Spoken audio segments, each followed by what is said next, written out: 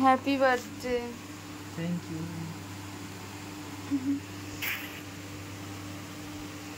তো আমার বরকে গিফট দেওয়া পুরো কমপ্লিট হয়ে গেল। এরপর পার্থদার পালা। তো পার্থদাও চলে এসছে একদম ডট 12টার সময় আমার বরকে গিফট দিতে।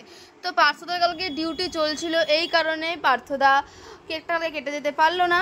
তো গিফট অ্যান্ড কেক ওকে দিয়ে দিল। তো এরপর গিফটটা নেওয়ার পর আমরা তো ঘুমিয়েই পড়লাম। তারপরে এই যে সকাল হয়ে গেল, আমি উঠে পড়েছি, দেখতেই পাচ্ছ একদম ঘুম থেকে ওঠার পরেরই আমার অবস্থা।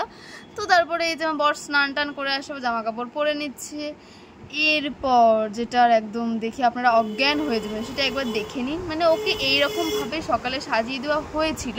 এবার আমার কথাটা একবার শুনে নিন। বুঝতেই পারছেন স্বাভাবিক জীবনে আর নেই, তাই জন্য টিফিন কারি করেই ওকে সাজিয়ে দেওয়া হয়েছে। এটা হচ্ছে সব নাটক, এগুলো সব হবে, এক্ষুনি প্যাক করে ওকে কাজে পাঠিয়ে দেওয়া হবে, ঠিক আছে? না চলে আসে। তো এরপর তো শাশুড়িমা আশীর্বাদ করে নিচ্ছে, দেখতেই পাচ্ছ। তো এমন তো ও লজ্জায় পুরো লাল হয়ে গেছিলো, মনে হচ্ছে না ওকে বিয়ে করতে বসানো হবে আবার।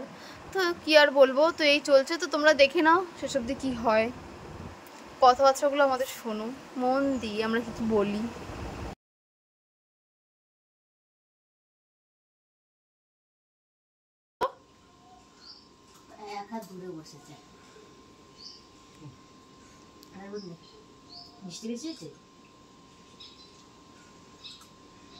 আমার হাতে 1 টাকাটা দাও।